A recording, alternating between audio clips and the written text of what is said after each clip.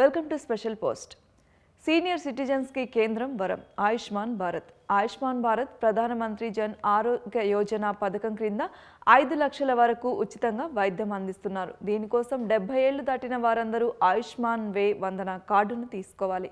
ఈ కార్డును ప్రారంభించిన 2 నెలల లోపలే 25 లక్షల మంది నమోదు చేసుకున్నారు. ప్రధానమంత్రి నరేంద్ర మోదీ 2024 అక్టోబర్ 29వ తేదీన ఆయుష్మాన్ వే వందన కార్డుని ప్రారంభించారు. అనంతరం 2 నెలల్లోనే దాదాపు 25 లక్షల మంది ఈ కార్డును తీసుకున్నారు. దీని ద్వారా 70 ఏళ్లు అంతకంటే ఎక్కువ వయసున్న సీనియర్ సిటిజన్లందరికీ వారి ఆర్థిక పరిస్థితిలో సంబంధం లేకుండా 5 లక్షల వరకు ఉచిత వైద్యం అందిస్తారు. గతంలోనే ఈ పథకం అమల్లో ఉంది. దాని ద్వారా కుటుంబానికి 5 లక్షల విలువైన వైద్యం అందించేవారు. కుటుంబంలోని సభ్యులందరికీ ఇది వర్తించేది.